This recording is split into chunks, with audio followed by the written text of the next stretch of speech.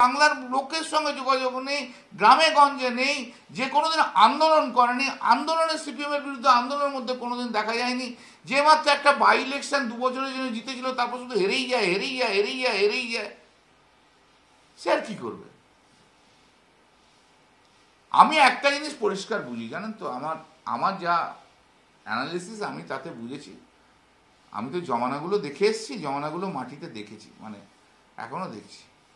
বাংলার মানুষ তাকেই নেতা বা নেত্রী হিসেবে গ্রহণ করবে যে বাংলার মানুষের জন্য না মাঠে ময়দানে লড়াই করে, যার নেতৃত্বে তাকে করে।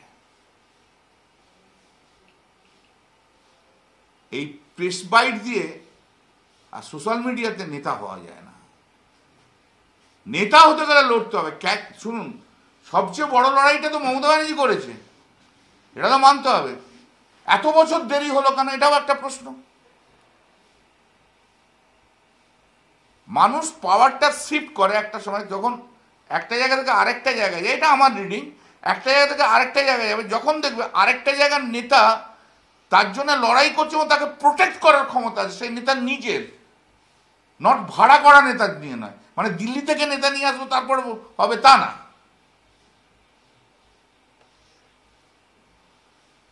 তখনই হতে পারে যখন মমতা বন্দ্যোপাধ্যায় সিপিএমের বিরুদ্ধে আন্দোলন করতে করতে এমন জায়গায় গেল, মানুষ বিশ্বাস করতে আরম্ভ করলো যদি আমরা এই আন্দোলনটায় মমতা বন্দ্যোপাধ্যায় যেভাবে এগোচ্ছে ওনার উপর বিশ্বাস রাখা যায়, বিপদে আপদে আমার পাশে এসে দাঁড়াবে।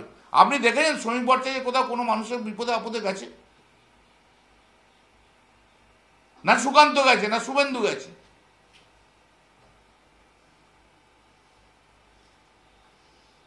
কোন জায়গাটায় গেছে? কোন লড়াইটাতে রয়েছে? কলকাতা শহরে দুটো মিছিল করে দিলেই হয়ে যায় না? আমি এদের মনে করি না, আমি কে সভাপতি হবে কে সভাপতি হবে না আমার কোনো মাথা ব্যথা নেই। বিজেপিতে কে সভাপতি হবে না সভাপতি, এরা কোনো যোগ্য মুখই নয় যে বাংলার মানুষ তাদের উপর ভরসা রাখবে। একটু কবিতা টবিতা বলছি, কবিতা টবিতা বলুক। বেশ, ওই দেখলাম কোন চ্যানেলে দিয়ে বসে একটা কবিতা টবিতা বলছিল, আষাঢ় শ্রাবণ নিয়ে না কি যেন বলছিল।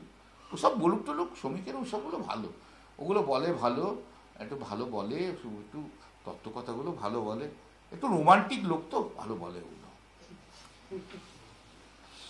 কালকে আমরা দেখলাম দিলীপ ঘোষ বলছিলেন যে গত 1 বছর ধরে তাকে কণ্ঠাসা করা হয়েছে, বিশেষ করে মমতা বন্দ্যোপাধ্যায় তাকে ইম্পর্টেন্স দেন, কথা বলেন তার সঙ্গে, তিনি দীঘাতে গেছিলেন, তারপরে দলেরই একটা অংশ তাকে সাইডলাইন করে দিচ্ছে, মিটিংয়ে ছেড়ে দিচ্ছে না, কোথাও গেলে তাকে কোনো ইম্পর্টেন্স দেওয়া হচ্ছে না।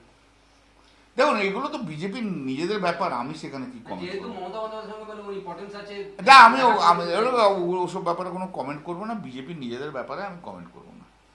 আমার কাছে দেখুন, কোনো মুখটাই মুখ নয়, সে শ্রমিক ভট্টাচার্য নয়, দিলীপ ঘোষও নয়, সুকান্তও নয়, শুভেন্দুও নয়।